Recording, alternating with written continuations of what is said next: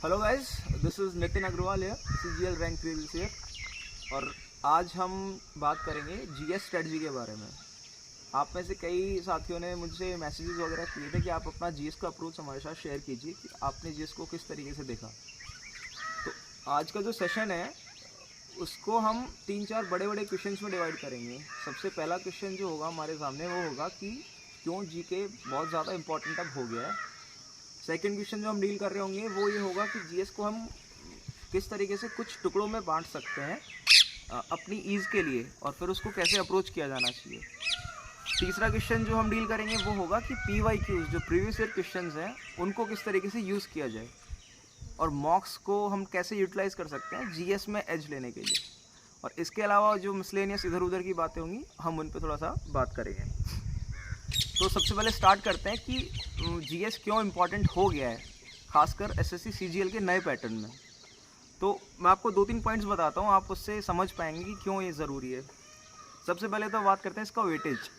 पहले प्री के marks add होते थे और आई थिंक 50 मार्क्स, टोटल 700 में से 50 मार्क्स, तो वो रफली 7% के आसपास बनता है। अब उसका वेटेज 7% से बढ़ के लगभग 19 से 20% हो गया है, जो नया पैटर्न है। तो जीएस का इम्पोर्टेंस ऐसे बढ़ गया है। उसके अलावा एक जो फैक्ट है वो ये है कि जैसा आपने देखा होगा इस साल रिज़ल्ट आया है, लोग बहुत क्लोजली पैक्ड हैं। जैसे मैंने लास्ट ईयर का रिज़ल्ट चेक किया तो लास्ट ईयर का जो रिज़ल्ट था उसमें 551 कट ऑफ थी और AIR1 जो है उनके 636 स्कोर था।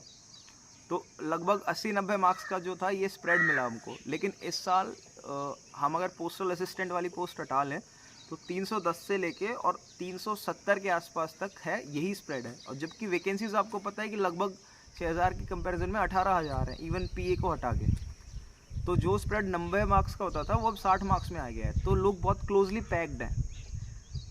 तो इसलिए क्या ना, जीएस का इंपॉर्टेंस और बढ़ जाता है। और एक लास्ट फैक्टर कि मैथ्स और इंग्लिश वो थोड़ी सी ईजियर साइड पे आ रही हैं आजकल, तो बहुत ज़्यादा गैप शायद उसमें बहुत अच्छे पढ़ने वाले लोग क्रिएट नहीं कर पा रहे हैं, क्योंकि वो जिनका एवरेज भी तैयारी है वो भी उसको मैनेज कर ले रहे हैं। तो ये जो 3 रीजंस हैं, आपका वेटेज बढ़ गया है, लोग बहुत क्लोजली पैक हो रहे हैं, प्लस आपको और सब्जेक्ट में स्कोप कम हो गया है डिफरेंस क्रिएट करने का। इन वजहों से आपको जीएस पे मेरे हिसाब से थोड़ा सा एडिशनल फोकस करना चाहिए। तो ये तो हो गया कि क्यों जीएस बहुत इंपॉर्टेंट हो गया है। अब हम मेन जो इस सेशन का एजेंडा है उस पर आते हैं कि जीएस को हम किस तरीके से अप्रोच कर सकते हैं। जीएस को आप मेरे हिसाब से 5 ब्रॉड कैटेगरीज में बांट के रखिए। सबसे पहले आप बात करेंगे हम लोग कि स्टैटिक पार्ट। स्टैटिक, मैं आपको पहले नाम बता देता हूँ, फिर हम उसके बारे में एक करके उनको डिटेल में डिस्कस करेंगे। स्टैटिक, सेकंड कैटेगरी होगी आपकी करंट, एक कैटेगरी होगी डेराइव्ड क्वेश्चंस, चौथी कैटेगरी में बोलूँगा फैक्चुअल, और 5वीं में बोलूँगा इलॉजिकल। अब थोड़ा सा इनको खुल के बात करते हैं इनके बारे में। पहला कैटेगरी है आपका स्टैटिक। स्टैटिक से मेरा मतलब है कंसेप्चुअल पार्ट वाली चीज़ें जो होती हैं, जैसे कि पॉलिटी है। तो पॉलिटी में जैसे आपके इस बार क्वेश्चन आए थे कि किस आर्टिकल के अंडर रिट्स फाइल होती हैं, या फिर कुछ क्वेश्चन आपके पास ऐसे आ जाते हैं कि फंडामेंटल राइट्स में कौन सा आर्टिकल है जो इस राइट को डिनोट करता है। इसके अलावा आप हिस्ट्री में जाइए, वो आपसे पूछ लेगा कि मॉडल मिंटो रिफॉर्म्स कौन से साल में आया था। आप ज्योग्राफी में जाइए, आपको हो सकता है वो पूछ ले कि ये माउंटेन रेंज कहाँ पे है। तो जो ब्रॉड पिलर्स हैं स्टैटिक पार्ट के वो हैं आपकी पॉलिटी, हिस्ट्री, इकोनॉमी। जैसे कि एक क्वेश्चन आया था कि इनमें से कौन सा इनडायरेक्ट टैक्स है, तो उसके लिए आपको करंट की नॉलेज की ज़रूरत नहीं है, वो कंसेप्चुअल पार्ट है। Polity, history, economy, geography, art and culture, जैसे कि जफ़र खान का क्वेश्चन आया था, या फिर आपको पूछ लिया कि जैसे नालंदा यूनिवर्सिटी किसने बनाया है, ये हो गया। इसके अलावा एनवायरनमेंट, और जो एक बड़ा फैक्टर होता है जनरल साइंस, जिसमें आपके फिजिक्स, केमिस्ट्री, मैथ्स, बायोलॉजी ये सब आते हैं। जैसे कि जैसे विटामिन के नाम होते हैं बहुत सारे, कौन सी की डेफिशिएंसी से क्या बीमारी होती है, वो सब। तो ये स्टैटिक पार्ट है। ये मेरे हिसाब से आपको सबसे पहले कर लेना ही चाहिए, क्योंकि दुनिया में कोई सी भी एग्ज़ाम नहीं है, and I can assure you about this with full conviction, कि किसी भी एग्ज़ाम में सिर्फ करंट के क्वेश्चंस नहीं पूछे जाते हैं। स्टैटिक के क्वेश्चन आपसे हमेशा पूछे जाएंगे। और अभी थोड़ी देर में मैं आपको बताऊंगा कि इस साल का जो CGL रहा था उसमें स्टैटिक का कितना अच्छा खासा वेटेज रहा था। तो पहली कैटेगरी है स्टैटिक। जिसको आप बोलेंगे कि कंसेप्चुअल पार्ट बोल लीजिए, जिसमें आपको करंट की नॉलेज ना भी हो तो भी आप उसको हैंडल करेंगे। ये वो पार्ट है जहाँ पे आप बिल्कुल श्योर हो सकते हैं रिजल्ट्स को लेके। आपके एफर्ट्स लगेंगे, शुरू में आपको पढ़ना पड़ेगा, हो सकता है रिवाइज भी करना पड़ेगा कई बार याद करने के लिए, बट एक बार आपको दिमाग में फिट बैठ गई ये चीज़ें तो आप उनको कभी भूलेंगे नहीं। अब बात आती है इसको कहाँ से किया जाए, तो इस बारे में मैं श्योर नहीं हूँ, बट शायद कुछ कोचिंग्स हैंडबुक्स वगैरह निकालती हैं, जैसे कि आपको पॉलिटी की या फिर हिस्ट्री की, तो उसमें आपको जितनी डेप्थ तक की नॉलेज चाहिए होती है वो उसमें प्रोवाइड करके रखती हैं। तो आप उनको पढ़ लेंगे तो आपको एक बेसिक आइडिया मिल जाएगा। उसके अलावा अगर आप कहीं से क्लासेस वगैरह ले रहे होंगे तो वो तो खैर आपको हेल्प करेंगे ही करेंगे। ये स्टैटिक पार्ट हो गया। अब सेकंड पार्ट आता है करंट। करंट बोल लीजिए या फिर उसको डायनेमिक भी बोल लेते हैं, जो कि हम समसामयिक घटनाएं जो होती हैं उनसे रिलेटेड जो आती हैं। कुछ एग्जांपल्स भी थे मेरे पास, एक मिनट में आपको बताता हूँ। हाँ, जैसे मेरी ही छुट्टी में आया था ये कि 2022 में कॉन्स्टिट्यूशन में अमेंडमेंट किया था, तो इनमें से कौन सी ट्राइब को एसटी स्टेटस नहीं दिया गया है गवर्नमेंट ऑफ इंडिया के द्वारा। तो ये एक प्योरली करंट की न्यूज़ है। अगर आप करंट से अपडेटेड हैं तो आपको ये पता चल जाएगी और आप इसको आंसर कर पाएंगे। अब बात आती है कहाँ से किया जाए। तो इसके लिए आप, मेरा सुझाव रहेगा कि जैसे आजकल कई कोचिंग्स दिन के एंड में पूरे दिन से रिलेटेड जो इंपॉर्टेंट न्यूज़ होती है उनका छोटा सा बुलेटिन बना के डालती हैं 5-10 मिनट का, आप उसको देखें। और उसके अलावा जो मोस्ट इम्पॉर्टेंट पार्ट है कि मंथ एंड में कुछ कंपाइलेशंस जो आते हैं उन कंपाइलेशंस को आप ज़रूर पढ़ें, क्योंकि वो कंपाइलेशंस में क्या है ना, आपको आसपास की जो भी इंपॉर्टेंट चीज़ें होंगी वो कोचिंग वाले प्रोवाइड करेंगे।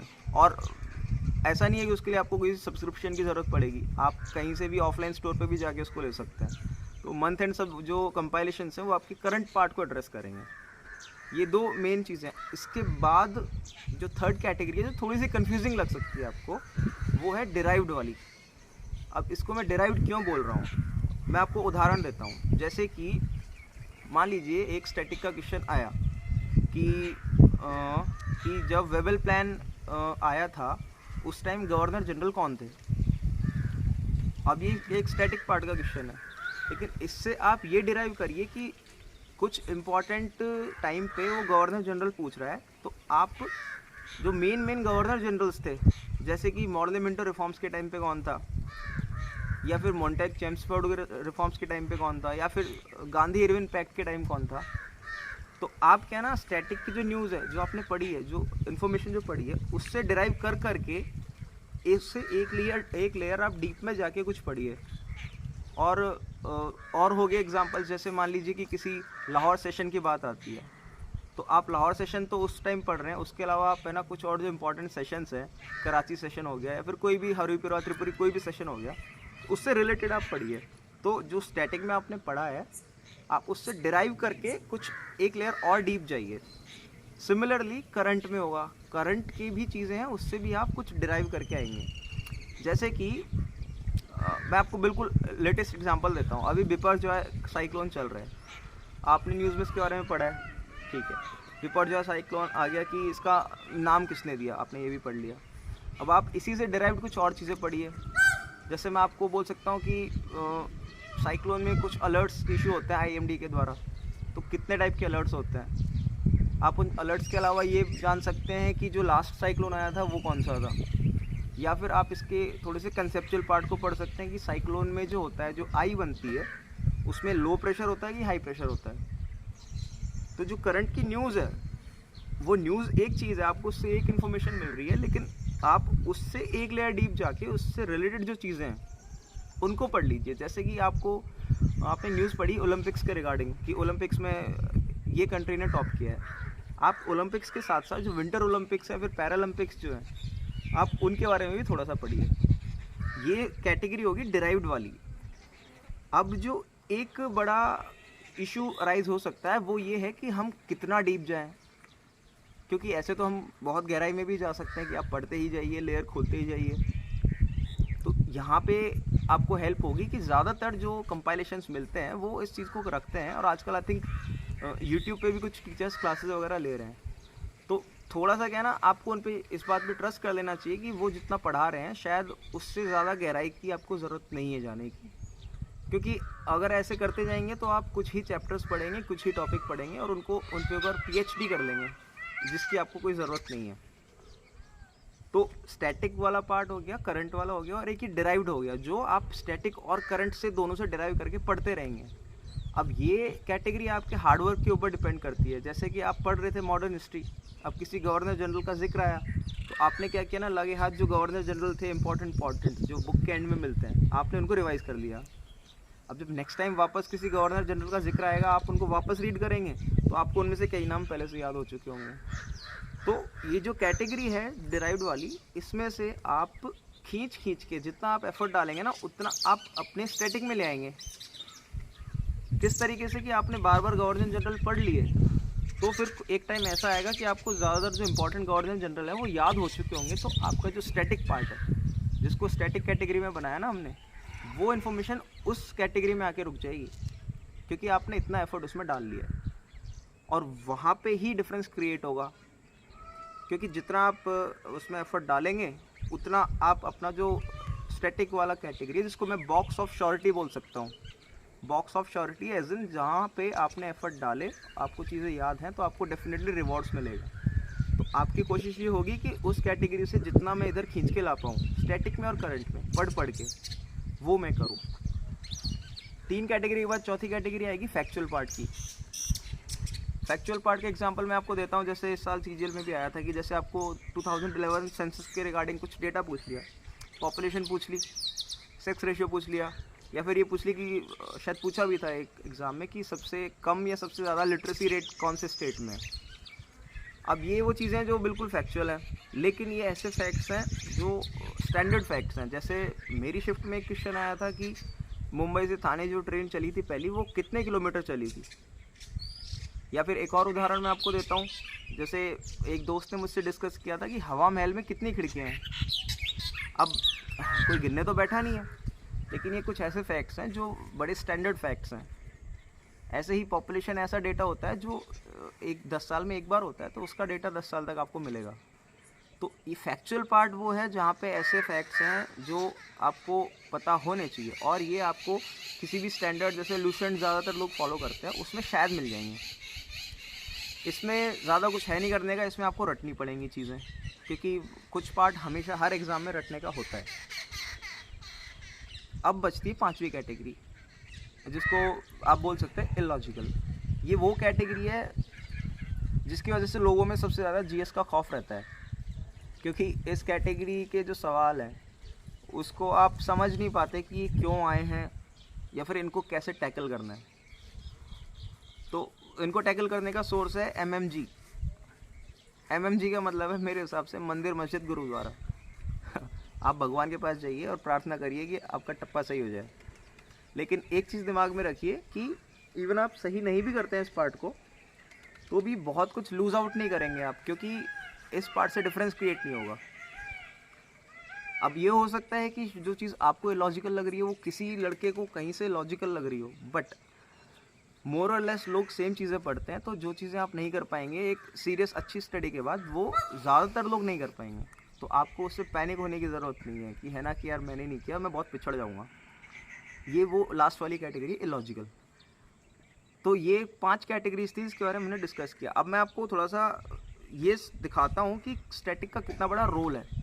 देखिए जी हाँ, तो मैं अपने शिफ्ट की बात करता हूँ। मेरी 3 मार्च को थी एग्ज़ाम।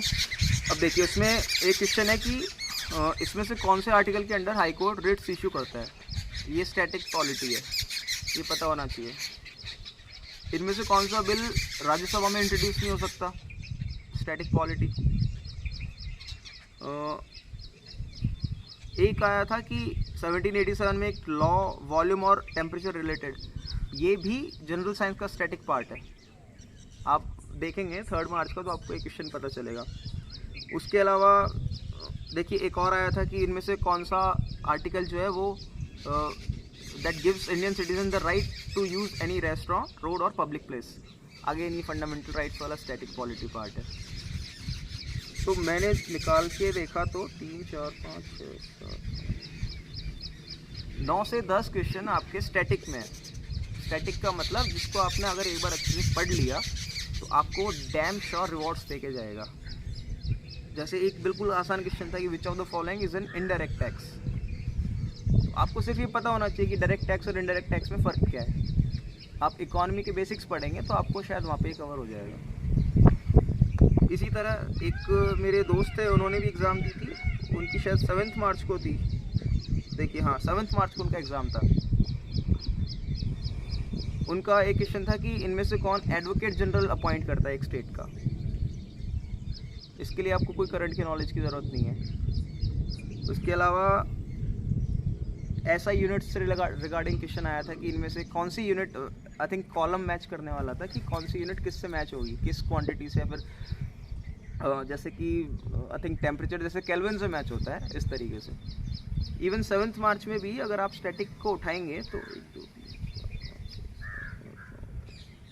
ऑलमोस्ट 10 क्वेश्चन आपके स्टैटिक से निकल के आएंगे, जो स्टैटिक के polity, history, geography, economy, art and culture, या फिर जनरल साइंस, या फिर एनवायरनमेंट, इनमें से आपको मिल जाएंगे। ये वो पार्ट है जो आपको हमेशा रिवॉर्ड्स देगा और जिसमें आप श्योर हो सकते हैं।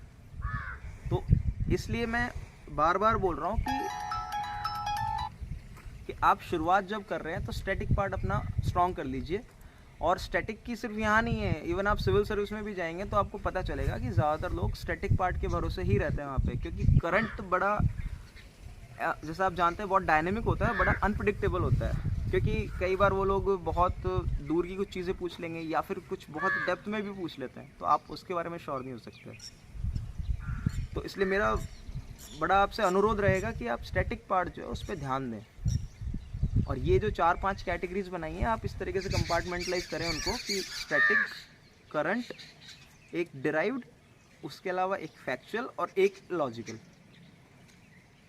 स्टैटिक और करंट जो है आपको करने ही करने हैं। फैक्चुअल ऐसा है कि आपको रटना पड़ेगा। और डिराइव्ड जो है वो कैटेगरी वो होगी कि आप कितना रिवीजन करते हैं, कितनी चीज़ें पढ़ते हैं, ताकि जिससे भी रिलेटेड इन्फॉर्मेशन है स्टैटिक और करंट से, वो आप कैप्चर कर पाएँ। और जो बची हुई कैटेगरी है उसके बारे में आपको टेंशन लेने की ज़रूरत नहीं है, क्योंकि वो बहुत डिफरेंस क्रिएट नहीं करेगा। इसके अलावा जो तीसरा बड़ा क्वेश्चन है हमारे सामने कि PYQs को कैसे यूज़ करें। जैसे कई लोग बोलते हैं कि आप 5 बार PYQs पढ़ लीजिए, आपके तो मार्क्स बढ़ जाएंगे। अब देखिए, PYQs आप सिर्फ पढ़ेंगे तो उससे शायद उतना फ़ायदा ना हो पाए। PYQs के यूज़ करने का आपको मैं कुछ बताता हूँ कि कैसे यूज़ किए जा सकते हैं। PYQ से आप सबसे पहले क्या करते हैं ना, आप थीम्स पकड़ते हैं कि किस थीम पे सवाल पूछे जा रहे हैं। उदाहरण के लिए, जैसे मैं इस साल क्वेश्चन आया भी था कि मॉडल मिंटो रिफॉर्म्स कब आया था या फिर उसमें क्या पूछा गया था। अब आप इसमें से थीम क्या पकड़ेंगे, थीम ये पकड़ेंगे कि जो इम्पोर्टेंट एक्ट्स थे ब्रिटिश इंडिया के, जो 1773 से लेके 1947 तक जितने एक्ट्स थे मेन, उनसे कई बार सवाल पूछे जा रहे हैं। तो आप थीम पकड़ेंगे। थीम क्या होगी, सवाल मॉडल मिंटो पे आया है लेकिन आप थीम पकड़ेंगे कि किस आइडिया पे सवाल पूछा गया है। इसके अलावा कुछ, जैसे और आसान भाषा में बताऊं तो आपको पता है कि स्पोर्ट्स अवार्ड्स एक थीम होती है कि स्पोर्ट्स अवार्ड्स में किसको क्या मिला। तो आप जब PYQs पढ़ते हैं तो आप उस क्वेश्चन को नहीं पढ़ते कि हाँ अर्जुन पुरस्कार 2014 में किसको मिला था। आप ये समझते हैं कि अर्जुन पुरस्कार से रिलेटेड न्यूज़ है ये। तो इसी तरह जो बाकी स्पोर्ट्स अवार्ड्स हैं उस पर भी मिल सकता है आपको। तो PYQ जब आप पढ़ रहे हैं ना, तो आप थीम्स पकड़ने की कोशिश कीजिए। जैसे आर्टिकल्स बहुत बार आते हैं, मैंने आपको उदाहरण अभी बता दिए, रेट्स वाला आर्टिकल पूछ लिया था, फंडामेंटल राइट का पूछ लिया था। तो आर्टिकल्स बार बार रिपीट होते हैं, तो आप ये समझ लीजिए कि क्वेश्चन से ज़्यादा इंपॉर्टेंट है आइडिया।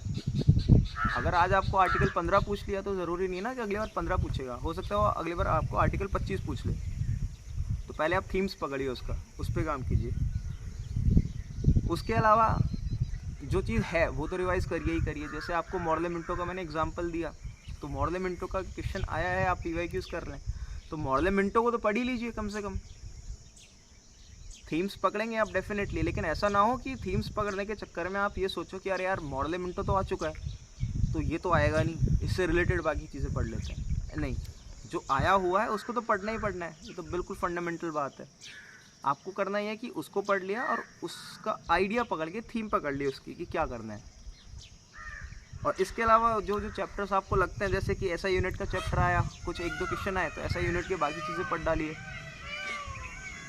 जैसे मान लीजिए कृष्णदेव राय का क्वेश्चन आ गया, तो आप उससे ये कर लीजिए कि जो अलग अलग राजा थे, फेमस राजा, उनका टाइम पीरियड क्या रहा है, उनकी क्रोनोलॉजी क्या रही है।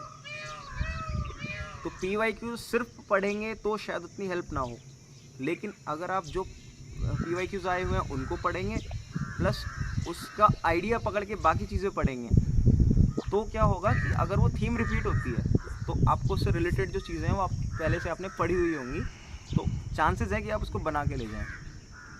तो एक जो ब्लाइंडली होता है ना कि आप सिर्फ PYQs कर लीजिए और कुछ मत कीजिए, मुझे लगता नहीं है कि उससे बहुत ज़्यादा हेल्प होगी।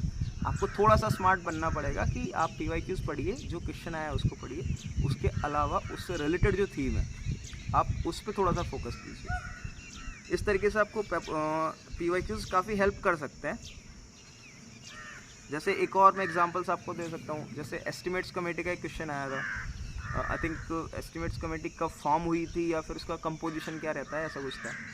तो एस्टिमेट्स कमेटी का क्वेश्चन आया, तो अब जब आप पढ़ रहे होंगे इसको तो आप एस्टिमेट्स कमेटी के बारे में भी पढ़ेंगे और आप बाकी पार्लियामेंट्री कमेटीज़ जो हैं, जैसे कि पब्लिक अकाउंट्स कमेटी एक हो गया, आप उसके बारे में भी पढ़ेंगे। क्योंकि हो सकता है इस बार उसने एस्टिमेट्स कमेटी पूछा, अगली बार वो पब्लिक अकाउंट्स कमेटी के बारे में पूछ ले,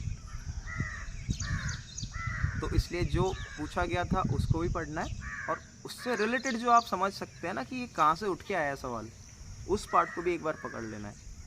और ये सबसे इम्पॉर्टेंट आपका सोर्स रहेगा, क्योंकि PYQs ही हम लोगों ने अक्सर देखा है कि PYQs के आइडिया पे ही क्वेश्चंस बनते हैं, क्योंकि वो लोग एक सेट रखते हैं अपने पास और अलग अलग एग्ज़ाम्स में क्या ना उनको रोटेट करते रहते हैं, तो थीम्स वो लोग मोर और लेस सेम रखते हैं। तो आपको ये बहुत इंपॉर्टेंट सोर्स होने वाला है, बट सिर्फ और सिर्फ ब्लाइंडली पढ़ना शायद उतना हेल्पफुल ना हो। थोड़ा सा आप अपना दिमाग लगाइए, उसको पढ़िए और उससे रिलेटेड जो एक थीम है आप उसको पढ़िए, आपको PYQs बहुत हेल्प करने वाले हैं। हाँ, तो हम लोगों ने जैसे 3 बड़े क्वेश्चन डील कर लिए हैं कि क्यों आपके लिए GK इंपॉर्टेंट हो जाता है। उसके अलावा आप GK को किस तरीके से कुछ कंपार्टमेंट्स में बांट सकते हैं, फिर उसको अप्रोच कर सकते हैं, और PYQs जो होता है उसको कैसे यूटिलाइज़ किया जाना चाहिए GS के लिए। अब कुछ इधर उधर की छोटे छोटे पॉइंट्स हैं, जैसे कि मॉक टेस्ट की बात होती है, तो मॉक टेस्ट आप देते हैं तब तो एक चीज़ ध्यान रखिए कि कोचिंग वालों को क्या ना 100 टेस्ट बनाने होते हैं। तो अगर आपको मैं 100 टेस्ट बनाने को दूंगा तो आपको क्या ना लॉजिकल क्वेश्चन आपके पास ख़त्म हो जाएंगे, आपको ना चाहते हुए भी कई सारे इलॉजिकल क्वेश्चन उसमें डालने पड़ेंगे। तो पहली बात तो आप जो मॉक्स में स्कोर आता है GS का, उसको लेके बहुत डीमोटिवेटेड ना हो, क्योंकि उनकी मजबूरी है, उनको 100-150 टेस्ट बनाने हैं कैसे भी करके, बिल्कुल भले ही उनको इर्रेलेवेंट कोई टॉपिक लाना पड़े पर बनाएंगे। आप उसके स्कोर से डीमोटिवेट ना हो। और एक चीज़ और होती है कि आई थिंक क्वेश्चन सेव करने का भी ऑप्शन आता है आजकल जो ऑनलाइन प्लेटफॉर्म्स होते हैं। कोई फैक्ट आपको ऐसा लगता है कि यार ये इंपॉर्टेंट फैक्ट है, जैसे कि इस साल प्रेसिडेंट इलेक्शन हुआ था, अब मान लीजिए प्रेसिडेंट इलेक्शन से रिलेटेड कुछ भी एक आपको पॉइंट मिल गया नया किसी क्वेश्चन में जो आपने शायद नहीं पढ़ा था। जैसे आपको ये मिल गया कि उसमें कौन सी पॉपुलेशन यूज़ होती है, लेटेस्ट 2011 वाली यूज़ होगी या फिर 1971 वाली यूज़ होगी, और आपको नहीं पता था वो, तो आप उसको सेव कर लीजिए और सेव करके उसको लास्ट में रिवाइज कीजिए। तो मॉक्स जो होंगे वो कुछ आपका फोबिया निकालेंगे और कुछ आपको नई अच्छी इन्फॉर्मेशन भी प्रोवाइड करेंगे, लेकिन आप उसके स्कोर से डीमोटिवेट नहीं होंगे, क्योंकि इलॉजिकल क्वेश्चन ना चाहते हुए भी कोचिंग वालों को डालने पड़ते हैं। कई लोग इसलिए भी डालते हैं ताकि उनके प्लेटफॉर्म की वैल्यू बढ़े कि देखिए कितना स्टैंडर्ड क्वेश्चन पूछे, बट मोर और लेस उनकी मजबूरी होती है क्योंकि उनके पास क्वेश्चंस नहीं बन पाते इतने ज़्यादा। इसके अलावा जो एक लास्ट चीज़ मैं डिस्कस करना चाहूँगा वो है कि इस बार से कुछ क्वेश्चंस ऐसे भी आने लगे हैं जो इससे पहले तक SSC में नहीं आते थे, जनरली 1 लाइनर फैक्चुअल आते थे। इस साल से उन्होंने क्या ना सिविल सर्विसेज के पैटर्न पे थोड़ा सा ये कर दिया कि आपको 3 स्टेटमेंट वो लोग दे देते हैं और उन 3 स्टेटमेंट्स में से फिर आपको आप पूछ लेते हैं कि इनमें से कौन कौन से सही हैं। तो वो क्वेश्चंस देखने में बड़े होते हैं, लेकिन आप उनको एक बार ध्यान से देखिए। ऐसे क्वेश्चंस में एलिमिनेशन टेक्निक यूज़ होती है, जैसे कि आपको 3 स्टेटमेंट दिए हुए हैं, आपको 2 स्टेटमेंट पता है, एक नहीं पता, तो हो सकता है कि उसमें से ऑप्शंस ऐसे सेट कर रखे हों कि आपको उन 2 ऑप्शंस से भी है ना आप बना के ले जाएं उसको। तो ये पर्टिकुलरली मैं इस पॉइंट पे इसलिए बात कर रहा हूँ क्योंकि क्या ना कई मेरे दोस्त थे, वो भी क्या हुआ ना कि बड़े बड़े क्वेश्चन देख के वो लोग घबरा गए, उन्होंने उसको अटैम्प्ट ही नहीं किया। बट जब उन्होंने उस क्वेश्चन को बाद में पढ़ा तो उनको लगा कि यार ये एक फैक्ट तो मेरे को पता था और इस एक फैक्ट के आधार पे ऑप्शंस एलिमिनेट हो रहे थे। और सिंस इस बार उन्होंने दिया है तो हम लोग उम्मीद कर सकते हैं कि वो लोग आगे भी देंगे, क्योंकि अब ये मेंस में आने लगा है GS, तो शायद उसकी वैल्यू बढ़ाएं वो। तो हो सकता है कि आपको बड़े बड़े क्वेश्चंस मिले, लेकिन उससे घबराना नहीं है। आपको एक बार देखना है कि आपको कौन कौन से स्टेटमेंट्स पता हैं और उससे कौन कौन से ऑप्शंस एलिमिनेट हो सकते हैं। अगर कुछ भी नहीं होगा तो ये तो आप करेंगे कि आप जो 100% वाइल्ड गैस लगा रहे हैं उसके कंपैरिजन में आप 50% वाला गैस लगाएंगे 2 ऑप्शंस को एलिमिनेट करके, और 50% में फिर आपके चांसेस भी उतने बढ़ जाएंगे सक्सेसफुल होने के। तो इसलिए जो बड़े क्वेश्चंस आ रहे हैं उनको देख के घबराएं नहीं, एक बार ट्राई करके देखें। और ये चीज़ डायरेक्ट एग्ज़ाम हॉल में जाके नहीं होगी, तो आपको जब आप मॉक्स दे रहे होंगे, घर पे बैठ के पढ़ रहे होंगे, तो ये चीज़ आपको प्रैक्टिस कर लेनी चाहिए। लेकिन ये ज़रूर है कि आपको हो सकता है कि 2 क्वेश्चंस ऐसे सही हो जाएं कंप्लीट नॉलेज ना होते हुए भी, और ये प्रूवन फैक्ट है। तो ये कुछ चीज़ें थी जीएस की जो मैंने आपसे शेयर की। अब इसके अलावा बहुत फाइनर डिटेल्स जो हैं वो अगर हम लोग शेयर करने लगेंगे तो वीडियो बहुत लंबा चला जाएगा। तो इसलिए मैं आपसे रिक्वेस्ट करूंगा कि आपको कोई स्पेसिफिक क्वेरीज़ हैं इसके बारे में, अगर कुछ भी छोटी छोटी जो चीज़ें होती हैं तो आप उनको कमेंट बॉक्स में ड्रॉप करिए। जितना मुझे हो पाएगा मैं आपको आपके हिसाब से आंसर देने की कोशिश करूँगा, क्योंकि अगर मैं यहाँ पे एड्रेस करूँगा तो ऑडियंस अलग अलग होती है, लोगों को अलग अलग क्वेरीज होती हैं, तो सबका आंसर एक साथ नहीं हो पाएगा। तो अगर आपको है कोई स्पेसिफिक बारीकियत आप कुछ जानना चाहते हैं कि यार ये पर्टिकुलर एस्पेक्ट मैं कैसे डील करूँ, तो फिर आपको कमेंट बॉक्स में ड्रॉप कीजिए। फिर मैं कोशिश करूँगा कि आपके हिसाब से जितना हो पाए आपके काम आने लायक मैं आंसर देता हूँ। तो यही आज के सेशन का एजेंडा था जो हमने डिस्कस किया कि जीएस को कैसे अप्रोच किया जाना चाहिए। एंड में मैं समराइज़ करके यही बोलना चाहूँगा कि जीएस बहुत इंपॉर्टेंट हो गया है, क्योंकि वो उसका वेटेज बढ़ चुका है। इसके अलावा जीएस को आप कुछ पार्ट्स में डिवाइड करके फिर अच्छे से अप्रोच कर सकते हैं, उससे आपका फोबिया निकल जाएगा और थोड़ा सा आपको सेंस ऑफ कॉन्फिडेंस आएगा कि इतना पार्ट तो मैंने कर लिया है। इसके अलावा PYQs यूज कीजिए क्वेश्चन पढ़ने के लिए और क्वेश्चन का आइडिया समझने के लिए कि किस आइडिया से रिलेटेड उन्होंने पूछा। तो ये आज की वीडियो की समरी है। चलिए इसी के साथ गुड बाय। आपकी जो भी क्वेरीज हैं आप प्लीज़ ड्रॉप कीजिए, मैं कोशिश करूँगा उनका आंसर कर पाऊँ। चलिए, थैंक्स अ लॉट।